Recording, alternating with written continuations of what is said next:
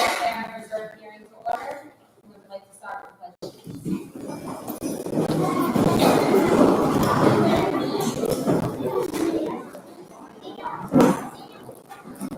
America and to the republic for which it stands, one nation, under God, indivisible, with liberty and justice for all.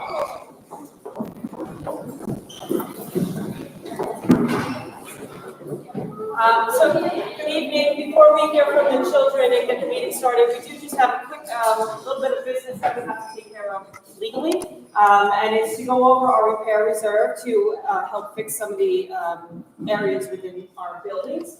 So just quick on what a repair reserve is. We have one established to do just that, large cost repairs. It's non-aidable, so we don't get any state aid money back on the work that we do. But in order to access the funds, we do have to have what's called a hearing. The board then authorizes us to spend the money, and then we don't have to pay it back. If we don't go through this process, we then have to pay that money back over the course of time, which causes an unduly burden on the budget when we already have the money in a savings account. So currently we have about $330,000 in the repair reserve. We have been using that money to do, again, large cost items. Over the summer, we did the tennis courts up at the high school. So it cannot be used for any other expenses except for just that large cost repairs. This happens to be perfect night for it, as you have all Clayton Huey parents. So the east entrance, we always call it the Weshy entrance. This is what it looks like. So if you have children coming in that entrance, they can tell you too, it's falling apart. The rain, their problem is the masonry and the lintels. Their water is getting behind there, which is coming down into the walls, which is deteriorating. As much as our guys are fixing it, we have to get to the source of the problem. So what we've done is we had one of our vendors come in to take a look at it and say, hey, let's investigate this, what is happening. They have to remove all that brick on the facade of the building, as well as get behind the sills to see what's happening, fix the leaks that are occurring, and then put all the brickwork back up. Once that's done, our guys can then fix the interior for good. So the cost of the work is about $53,000 to go ahead and fix all of that as a whole. The goal was to get that done over the next 2 weeks. Since we're not here, they can come in, use their lifts, it's exterior work. However, because it's masonry, anybody in construction knows you can't do that depending on the temperature. So once the temperature drops, you can't do any repointing or any brickwork. So it's dependent if it will get done in the next 2 weeks, but we are looking to get it done sooner than later, as it is starting to become a safety concern of ours at that entryway where we are starting to see the ceiling basically rot away.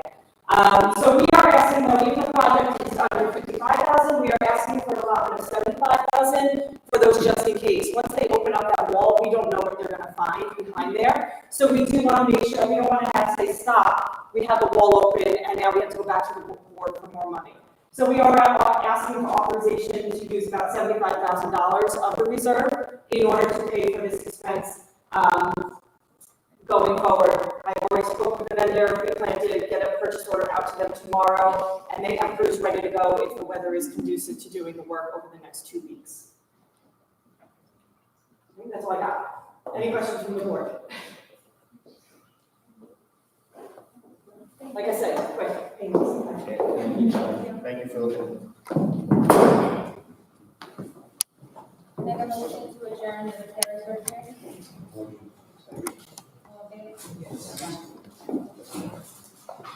Public session to order.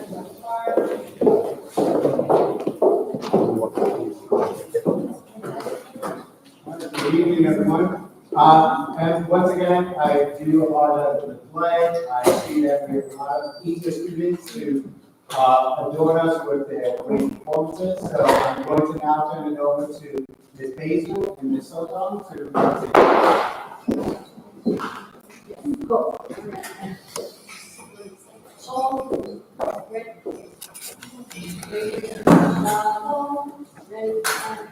Shalom, Habarim, Shalom, Habarim, Shalom, Shalom,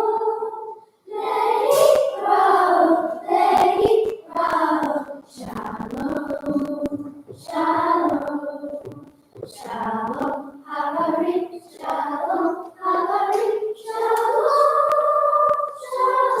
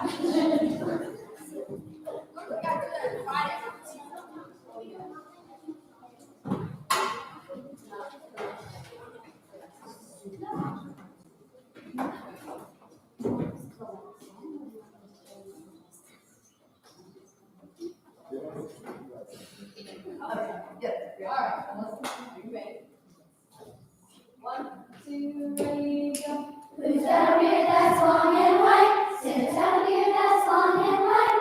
Who comes around on a special night? Santa comes around on a special night. Special night, beard that's white. Must be Santa. Must be Santa. Must be Santa. Santa Claus. Who wears boots and a suit of red? Santa wears boots and a suit of red. Who wears a long cap on his head? Santa wears a long cap on his head. Cap on head, suit that's red. Special night, beard that's white. Must be Santa. Must be Santa. Must be Santa. Santa Claus. Who's got a big red cherry nose? Santa's got a big red cherry nose. Who laughs this way? Ho, ho, ho. Santa laughs this way. Ho, ho, ho. Ho, ho, ho. Cherry nose. Cap on head. Suit that's red. Special night. Beard that's white. Must be Santa. Must be Santa. Must be Santa. Santa Claus. Who very soon will come our way. Santa very soon will come our way. A little reindeer pulled his sleigh. Santa's little reindeer pulled his sleigh. Reindeer sleigh, come our way. Ho, ho, ho. Cherry nose, cap on head. Suit that's red. Special night, beard that's white. Must be Santa. Must be Santa. Must be Santa. Santa Claus.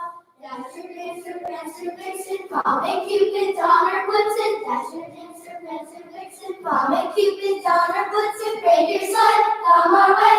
Ho, ho, ho. Cherry nose, cap on head. Suit that's red. Special night, beard that's white. Must be Santa.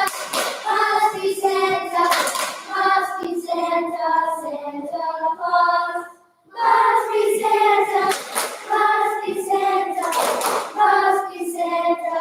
Santa Claus.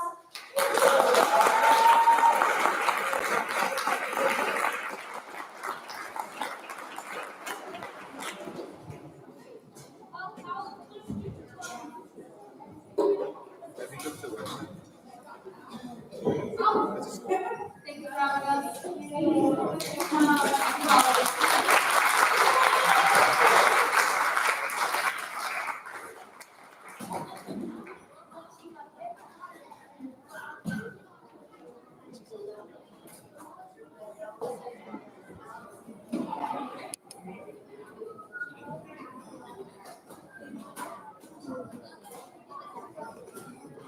So I want to take a moment to thank our parents.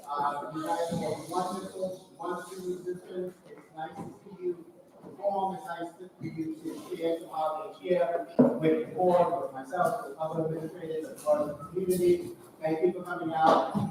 We do have another presentation, which is a facility update presentation. I know that it's a school night, so if those of you who need to leave, we understand that. We give you guys a few minutes before we move on to the next presentation. This is our afternoon. You all can stay and watch the presentation, which will be available online. Thank you. Thank you, everyone.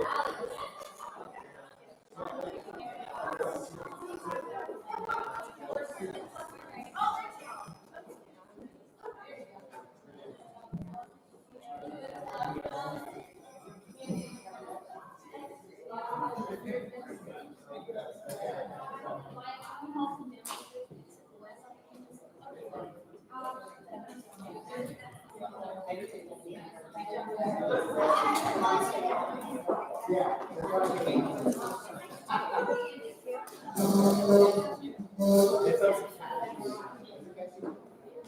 It's on the video.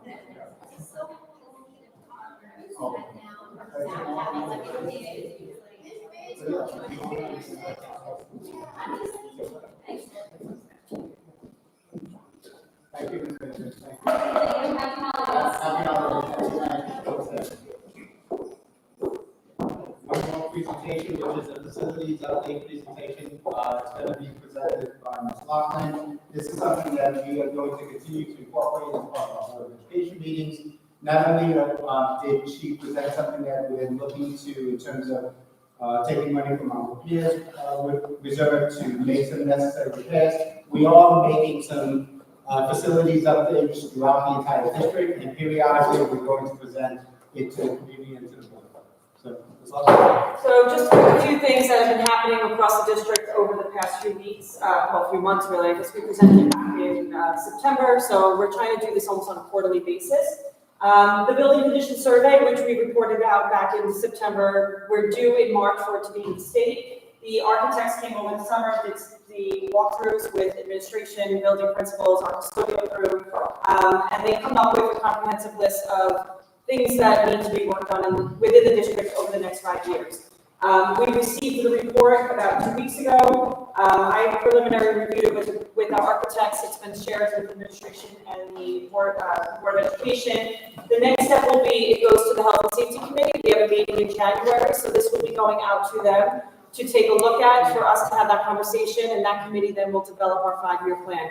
Kind of reclassify if we feel some things that are maybe in a year 5 category we want to move up, or vice versa. That's the work that will be done by that group, and then we'll present that as a whole to the community and the board in the next few months. Some general maintenance that we have going on. Our budget, we do budget for general maintenance for contingencies. We never know what's going to happen. What we are currently working on, again, in this building, we are starting to see some of our older ceiling tiles are starting to come into disrepair. So this is just one classroom that we're starting to have a little bit of concern. We have no more tiles of this type because they're so old to replace them. So our guys are just kind of screwing them back up there in hopes that they're secure. So to prevent any concerns, right now it's not a safety issue, but we don't want it to become one. So we're taking action to go ahead and replace the ceiling grid of one particular classroom that's of high concern that happens to be in this building. The other is the middle school bathrooms. As many of you know, if you have a middle school or high school student, we have backups that occur in that building often, and mostly in the middle school area. Upon some investigative work with our architects and our environmentalists, they have found that it's the actual drains that are in the boys' middle school bathroom. We have a kind of a T-cross. It doesn't sweep to the main cesspool, so that's causing the backup, that's what we believe from what we can see from when we're scoping the lines. So they're going to go and into that bathroom, close up one of those drains. We'll still have one there accessible for clean out, but by fixing that, that should prevent all these backups that we're seeing.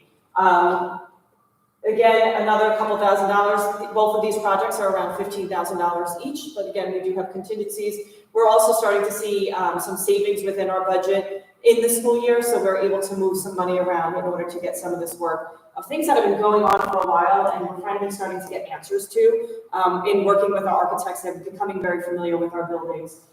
So we're excited to get that bathroom fixed and hopefully permanently fixed, that we won't have to shut down the bathrooms or the building as a result of those backups. Some other things we're doing, kind of part of the building condition survey was imaging of it's called roof thermal imaging of the high school. We did this a couple of years ago, and we're looking to see what's changed in that report. So what this does is it sees where our roofs need repair up at the high school, middle school building. So it's seeing what's holding water, what is not draining properly, where, we know we have leaks within the building, but how much of it is going to be a further problem. So in order for the building condition survey to give us the right square footage of roof replacement, this needs to be done first. So again, we did this right upon my entrance into the district, which was about 6 years ago. So we said, okay, let's see now where we at. We're starting to see more and more leaks, what kind of damage has occurred. And then with that, there's a lot of new technologies out there for roofs, so you don't maybe have to replace the whole thing. The way they do it is they can seal them and paint them. So once we have this report, the vendor will then come and talk to the committee, Health and Safety Committee with the architects, and provide those different options. Some are more expensive than others, but it's really going to depend on what damage has been to the roof, how much drainage is happening, and what are the actual options. So maybe some of it needs full replacement, but some we can do that preventative maintenance work too, and save some costs. And again, Main Street doors, as I mentioned before, over at the East End entrance, I made a conversation with the vendor to try to get that work done immediately. The other two, so the Clayton Huey classroom that is having a ceiling issue, the vendor is coming in next week, the next 2 weeks while we're closed. They'll be in the building to fix that. And then the drain issue, we're hoping to maybe get them in while we're closed over the next 2 weeks. If not, it would probably be over the February break, because all the water and the lines have to get shut off for that. So we need to make sure we don't lose students in the building.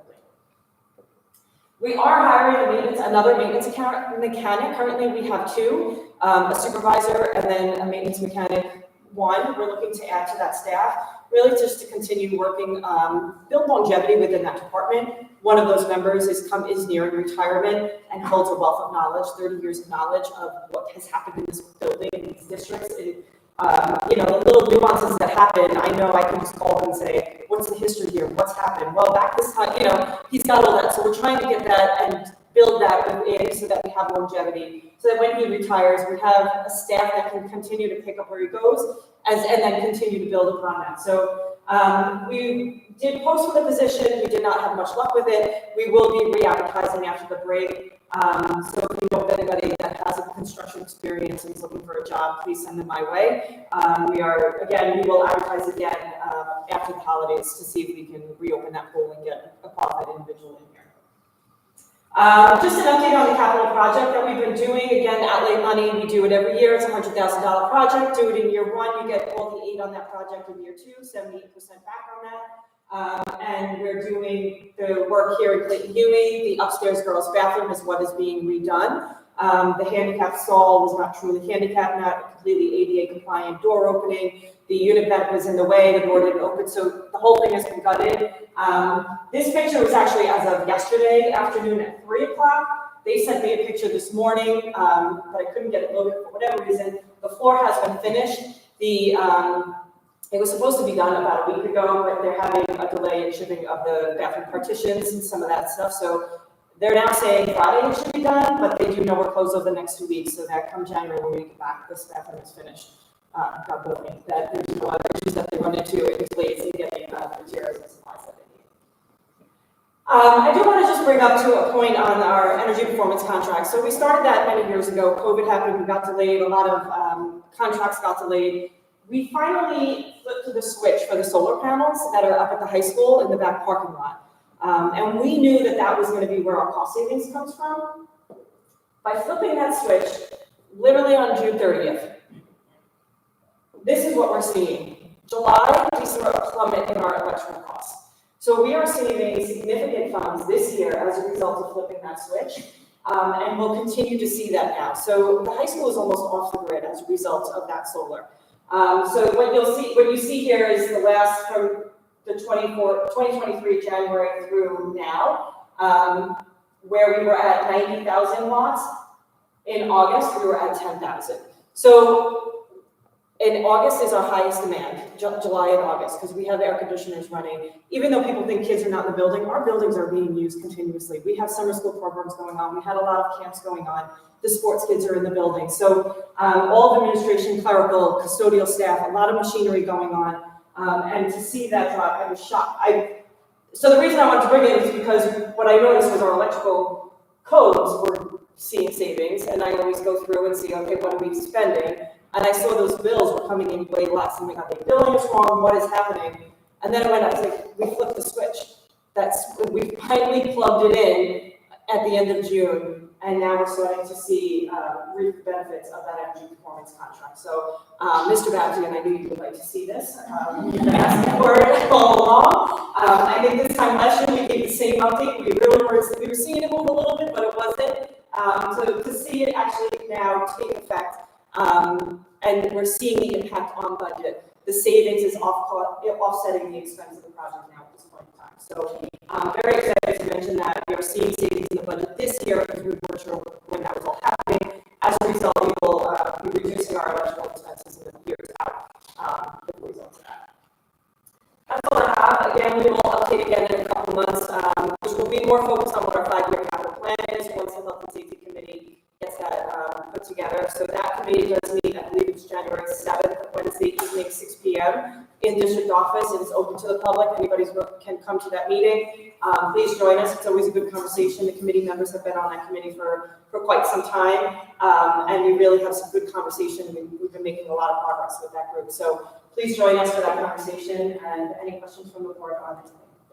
No, thank you for the presentation. It was wonderful, and it's really great to see the cost savings, not just for fiscal responsibility, but just being a leader in sustainability and showing how we care about the environment and being a model for that. So thank you. Step one to becoming a great Yes. My question was about the beginning of your presentation with the flooding in the middle school bathrooms, which I know has been an issue.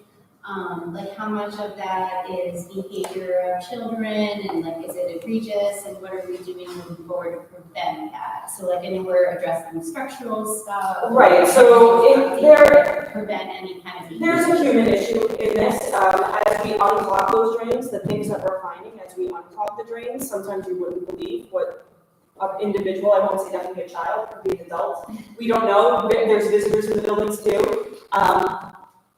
The things that our guys pull out is simply amazing. But it is some of a human issue, an educational situation, which they are, I know, especially the middle school curriculum, they are educating the children, we're educating the staff as well. You can't take for granted that a staff member is not going to throw something down the toilet that they shouldn't. Even in this building, we recently had an issue, and I said, if you wouldn't put it down to our toilet, we're saying, don't put it down the buildings. Because we're going to have the same issue. Even though it's a larger system, we're going to have that same issue. Recently I think we found soil was thrown down. That doesn't happen. The glitter doesn't go down. Feminine products, they don't flush. Especially with the way our line is, we're hoping, that's why I'm saying that should alleviate the bulk of the problem. It's not going to do away with it completely, but it will prevent, and as soon as it happens, we can get to it quicker. Now that we know that the tea isn't there and the way it's flowing. But yes, there's certainly a human element to it, and it's continuing to educate people, notifying, educating the children through their health class on, the do's and don'ts.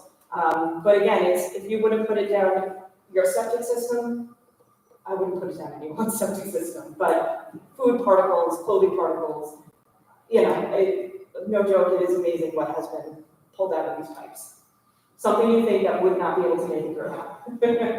Do you have any of the bathrooms or the stalls that are not posted with informational placards? Shouldn't So if I can address that, so we've done that. Not only have we educated the community because we sent community letters out to educate parents, as well as encouraging them to have conversations with their children in terms of what should be acceptable items to flush down the toilet. But we also have posted signs throughout the world. So we have done a lot in terms of trying to educate our kids as well as our community to try to work in partnership with us to prevent this from reoccurring. We've conducted push-ins of all classes as well, after middle school and high school, to not only just educate the kids, but also to have them understand that it is a disruption of education. You are destroying your property, because as Ms. Loughlin correctly indicated, some of the things that we've seen are definitely not, it's not accidental. Like some of it we believe might have been intentional. So we are actively working with them. We do have a check-in, check-out process at the secondary complex in terms of students that do go to the restroom. So we do track that. So we do find nefarious activity in one of the bathrooms.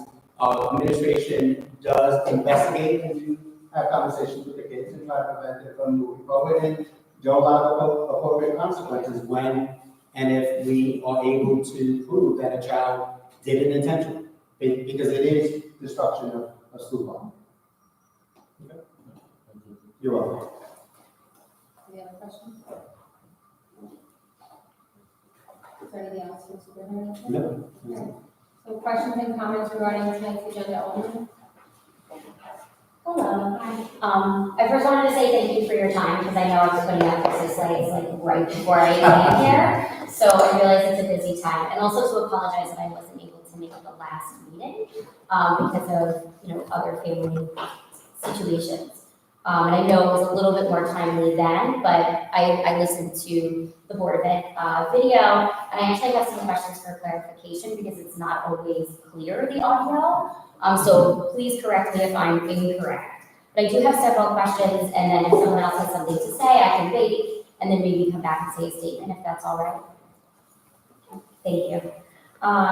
So my first question is about the regionalization litigation, and what budget line, is it $15,000 or 50?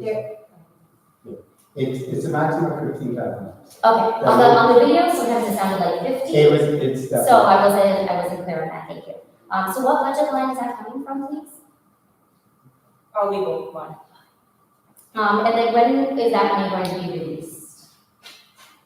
Is it immediate, has it already been sent? It's the maximum that could possibly be used for litigation. But there are 20 school districts that have signed on to that lawsuit, currently. So, and there hasn't been any funds used yet. And now I remember that there was the discussion about the cap, and that there's a $15,000 cap. What are the caps of the other districts that have signed up? I can't speak for other districts, I don't know. Okay, because when, the board was talking about how we would have a $15,000 cap, and it would be equally paid for and distributed, correct me if I'm wrong, but I feel as though if other districts chose to have lesser caps, we would then be contributing more money than other districts hypothetically. Would that be correct? Well, if another Board of Education had chosen to have a $10,000 cap and more money was needed, we agreed to a $15,000 cap. Potential. That is potential. It depends how long the litigation would last, and it depends. At any time, we do have the option to pull out of the litigation to stop the payment. So that is an option that we put in place. We do have a cap of $15,000, but as Mr. Lonsky indicated, the cost of the entire litigation will be split evenly between the 20 districts. So each district will absorb the same amount of the litigation. We do have a cap of $15,000. I'm not clear as to if other districts set the same cap or set a higher cap. That's entirely up to the district. So at that point in time, hypothetically, if one district's cap had now been, reached at that peak, they would have to then go back to their district and request more money. That is And so then the legal proceedings would then halt no, the legal proceedings will continue. without And will be finding absorbed by the remaining districts if they choose to continue. continue on. Yes. And so other funding was provided. So then again, we would hypothetically be paying more money than other districts. We would be paying the same amount as the other districts as it was divided by that point. Yes, yes. I'm sorry, excuse me, what is your name again? My name is Stephanie Morrison. Okay, thank you. So I was also wondering about the communication plan with the lawsuit parties. How will we be getting information from the legal counsel? How often do you anticipate receiving that information? It's legal issue, so we can only go by what, our legal team tells us, so we can't really release all of that communication. But are you able to be in contact with them consistently? Will they be giving us regular updates? Will the community have regular updates on that lawsuit? It's a legal matter, so we can't disclose all the information. If there are things that we can disclose, we will disclose them. Okay, that's excellent, thank you. Let's see. Sorry, I clicked on all over. So I was reading the paperwork that was uploaded to the docs. And it says that the lawsuit states without input of school districts, but I was confused because I feel that there is input for school districts for the plans. So I didn't understand why it said that. There's input regarding the planning processes. In terms of developing the concept of regionalization, that has not been open to district discussion, or it was planned in such a way that a lot of districts, at least the 20 that planned to engage in the lawsuit, felt that it was too rushed, that there wasn't enough time to evaluate whether or not the regionalization plan was something that all districts would benefit. But again, but that's not no input from districts. Wouldn't districts then be putting together information and sending them over to the regional? So the way it's going to work, there are 37 different district BOCES across New York State. We are part of Eastern Suffolk BOCES, Yes. which consists of 51 component districts. At some point, those that choose to be part of the planning process will engage in conversations with the district superintendent to create the regionalization plan that will be submitted to the New York State Department of Education for review by October of 2025. So therefore, input from the school districts. Input in terms of the planning, not, you can't opt out of the regionalization plan itself. Can anyone opt out of the regionalization plan later on, even if you didn't No. put in the plan proposal? No, Oh, so. that is not an option. So I think it would behoove us to put in information for the plan, so that this way we have some input if you're concerned that there's no input later on. Yeah, we are part of the planning process. We are planning to engage in part of the planning process. Oh, see, I was unclear with that with the video, thank you for that. You're welcome. Any other questions? Yes.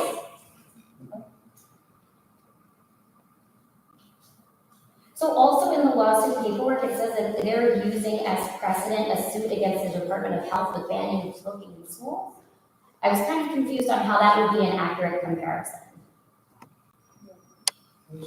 It's in the lawsuit paperwork that you uploaded to the minutes. I would have to look at it specifically. So I'm a little concerned about using that as precedence for this when it's an education matter, and now we're talking about Department of Health. And this is something that has to do with schools being able to provide enough resources and enough curriculum and et cetera for them. So I don't see how that would be an accurate comparison. And so if I do recall from the video, and I actually double checked it, that this is an environmental law firm that's going to be handling this, not someone who's working with education law. It is an attorney that is licensed by New York State. That you are correct, that has done environmental law in the past and has chosen to take on this litigation. Just a little concerned about whether they're going to be able to do this well, if they don't have the understanding of education law and how it works, and they're actually reaching into a completely different other realm of the government in order to make a comparison. So are there any other specific questions? Because the board has agreed at the last meeting to take part in the litigation. Yeah, so I would like to know more about why, and that's why I have these questions. I think also. we can review the reasons why in previous meetings. I mean, I can sit with you privately and discuss this.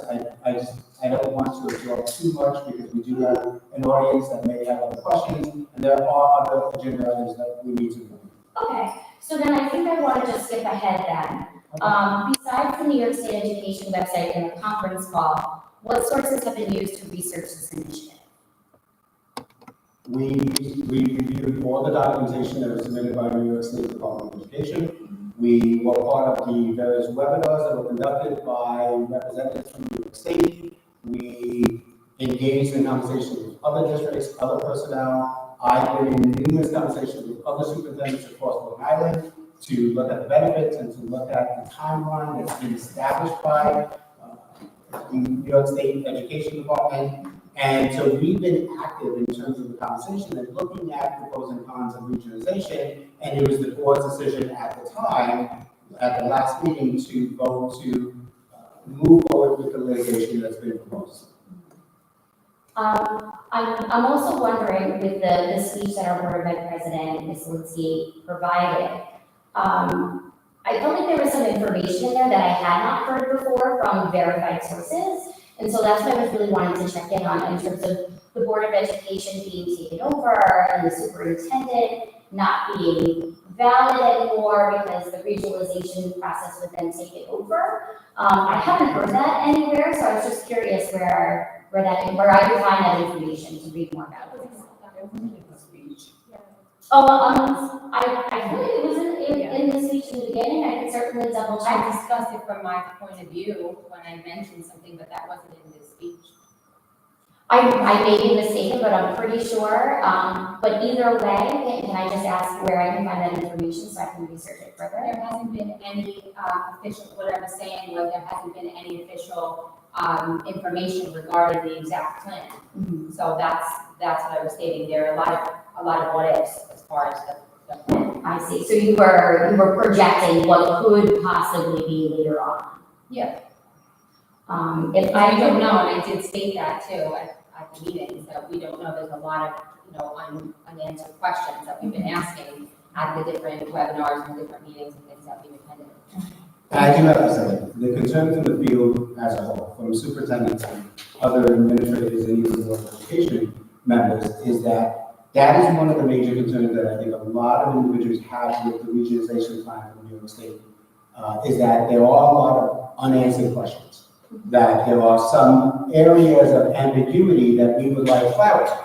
And if we slow down the process to kind of address those questions and provide valid, clarifying information that we could at least have a better understanding of, I think there will be a lot more districts and leaders that will feel more comfortable with the process and engaging in the process and finding value in the process.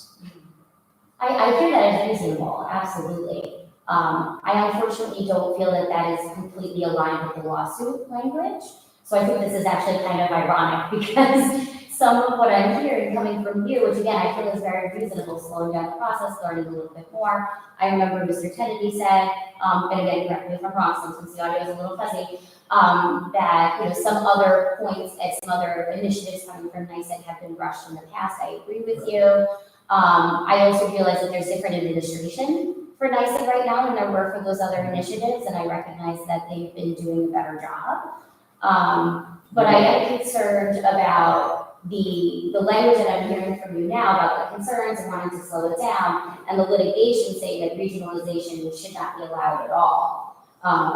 So I would just ask the board to consider that, and the language to be more in line with our mission and our concerns. Again, fast tracking just a couple more.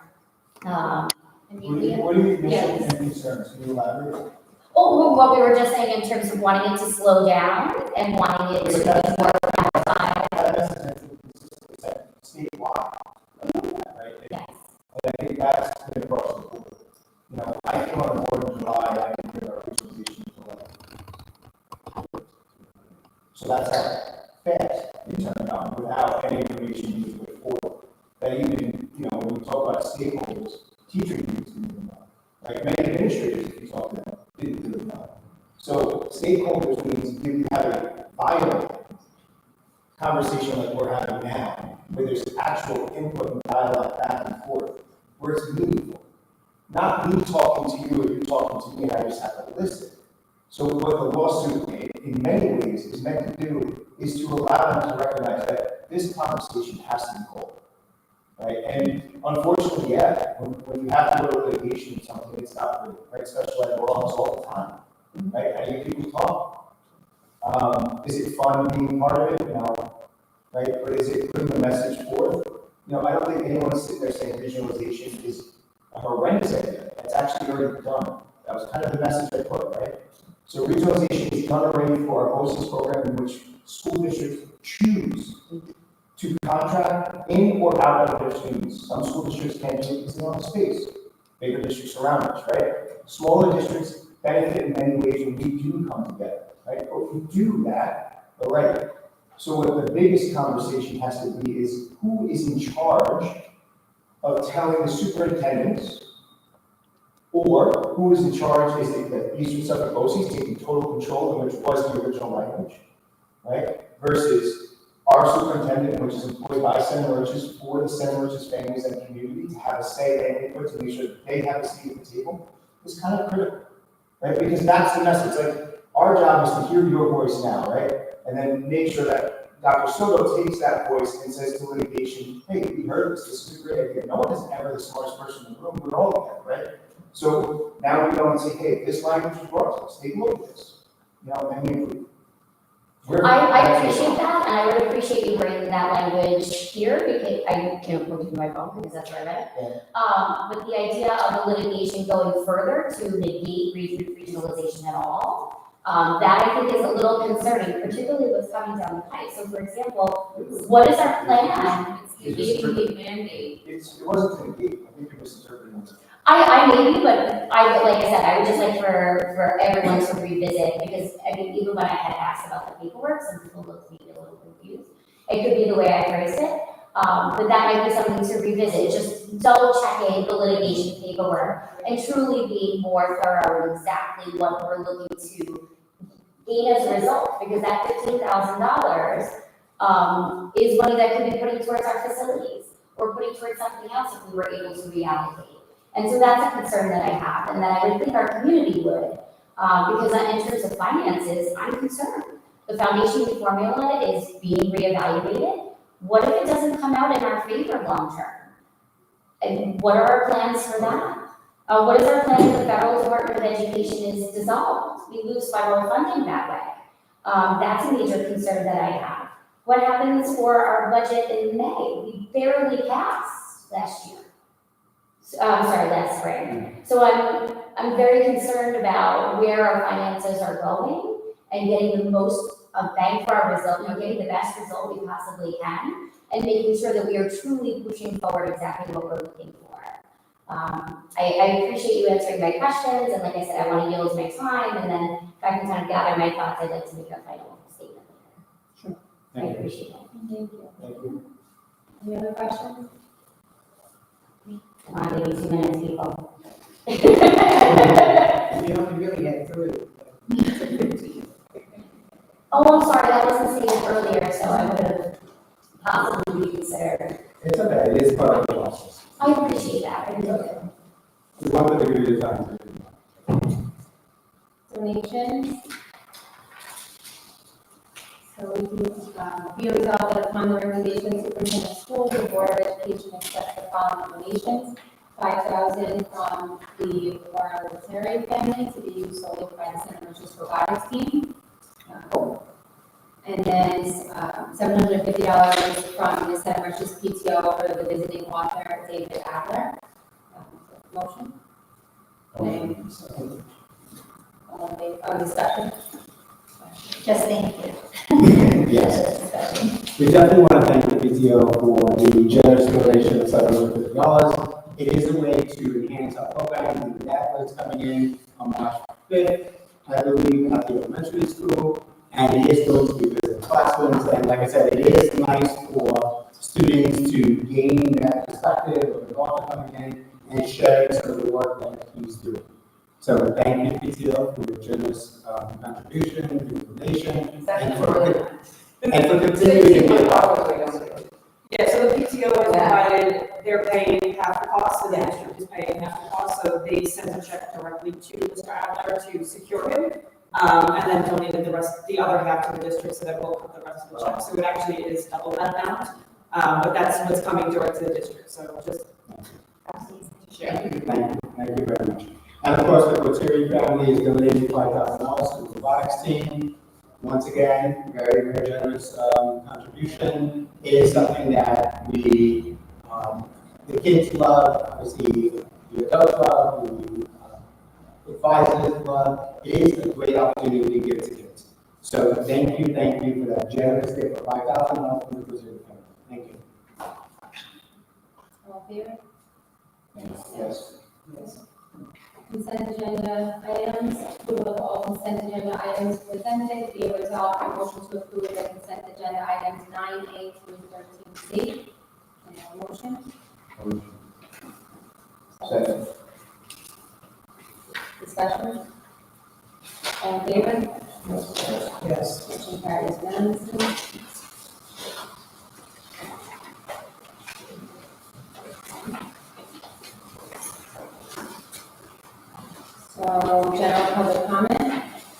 3-minute time limit per participant. Members of the public who desire to address or question the board on any topic related to board work are welcome to do so at this time. Speakers are requested to limit their remarks to not more than 3 minutes, to appoint a spokesperson if the concern is a group concern, and to supplement verbal presentations with written reports if necessary or desired.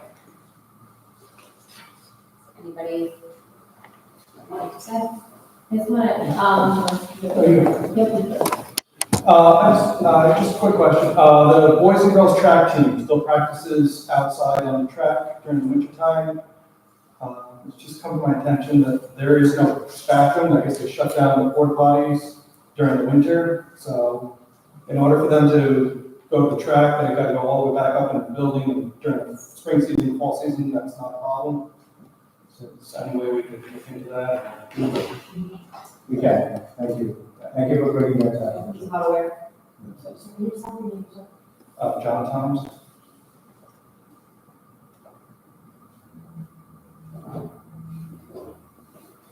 Hi, I'm Christina Meritori. I know I sent an email, but just as budgeting is being spoken about and summer is coming up, I always mention summer programs at the high school.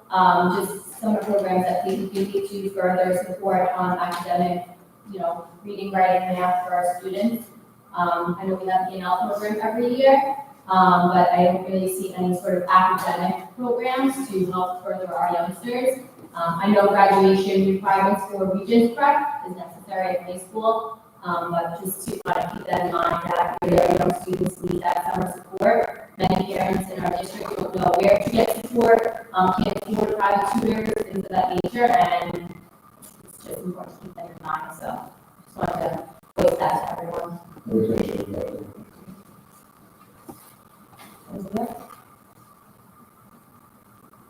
Thank you, I appreciate it. I'll keep it to 3 minutes. Thank you. You're welcome. I don't mind as long as I'm told.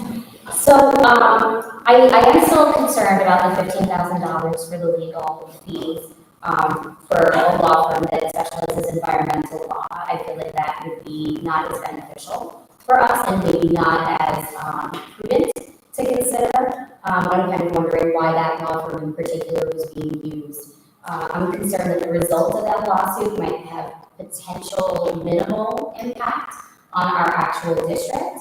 I wonder if there might be more impact with direct interactions with NYSED, maybe going to Albany and interacting with them there and having face-to-face conversations and so on, especially if there is so much additional information. Can we stop for 1 minute? Regarding like the direct impact, because it seems like a layers of questions, so it's hard to answer. So, like regarding your conversations with the superintendents and the leaders of the superintendents, has had that dialogue? We have, so there are quite a few superintendents, especially on the east end, even across the east and southern coasts, that are concerned in terms of impact. Because one of the things that they're talking about in terms of the regionalization plan, or one component of it, is sharing resources. So allowing students to come into a district or a different district to benefit from the programs or services that you offer. They have not discussed transportation, they have not discussed liability, accountability, cost factor. This is part of the conversation that we're having, that we are concerned. We are all concerned in terms of sharing our resources that are part of the funding that is loaded upon by each community. So when we present the budget to the Southern Richards community, it's to support our program. Now with that, one of the major concerns we have is how is that going to impact our programming? What is offered to students, and is that going to deplete some of the offerings that we have internally? So, my point is not the impact of regionalization, my point is the impact of winning or losing the lawsuit. That's my result. We're trying to do a coalition with other school districts, so that's why we're participating with this. Otherwise, it would cost the district a lot more money if we were to go out on our Our own. legal team can't enter into this conversation. No, they didn't. It's a conflict of interest. Mhm. So that's why you have a difference. So in educational, you have a person that's hired by the education system that hosts this, it's conflict of interest. So that's why you have an outside firm that's going to come and then represent. The coalition is what was presented to Lauren as our board president, and then it came down to us, and obviously went down to the vote. and yeah, this is a discussion that we have internally ourselves, right? Not everyone's on the same page, and that's okay. I think that's the healthy part of it. So now it's just a matter of us relying on that coalition, as you're saying, to really bring back the information to us, because that dialogue is what will then tell us where we're heading forward. Are we on the same page? Are we not? Right? Because we have to vote to release things, we have to vote to sign things, we have to, so it's not like it's just like a one and done, it's a continuous conversation to have a seat at the table with the coalition in many ways so that we can understand what's really going at the forefront. And that is the difficult part, because we can't be an educational lawyer that, like, our lawyers cannot give us legal advice on this. I understand, but I'm sure there's educational lawyers who aren't contracted by Eastern Suffolk. It's very difficult to find educational lawyers, like that. So I don't know if they research that, but I know like the coalition is what is that more. The lawyers that are representing the school districts fall for different policies, as far as I know. So I think that's why we went with the different route. This is what the coalition found, and we agreed to but it's a good idea. But that is the 3-minute time, so, any other? I'm sorry. Did you have any other questions? Oh, no, I was just continuing my final thoughts, that's all. So again, I just have concerns with that legal lawsuit.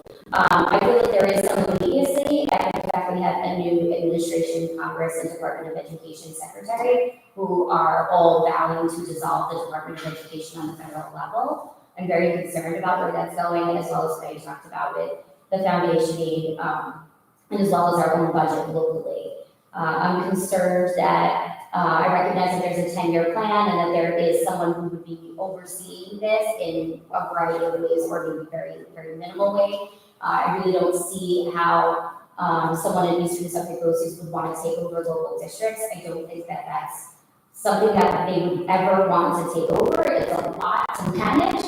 I respect the work that our administrators do and that our Board of Ed does, and I realize that it's a lot of time and energy, and I couldn't possibly fathom how one superintendent at BOCES would be able to oversee all of those districts. So I really want the community to hear from another point of view, not just from yours, that I don't think that that's possible. And again, I'm clarifying that's my personal point of view from my experiences.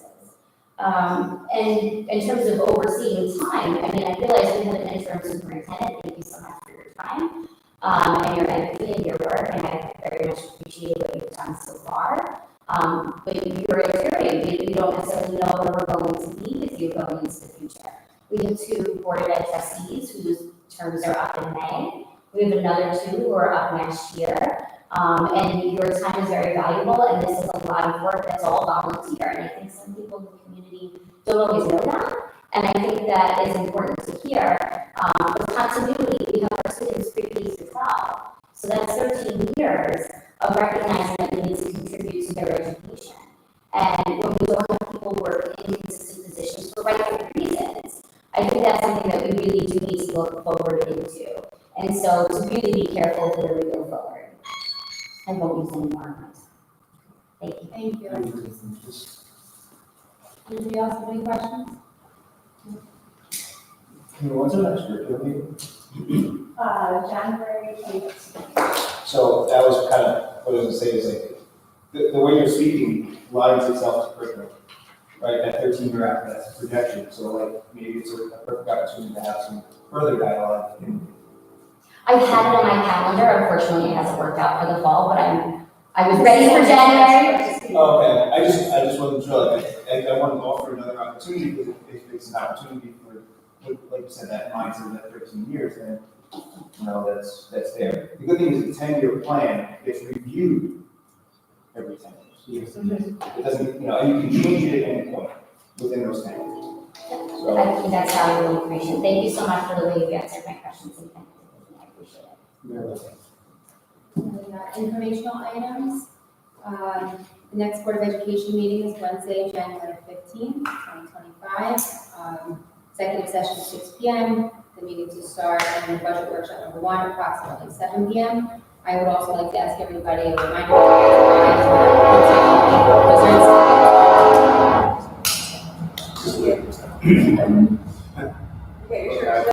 I did. Really? Thank you.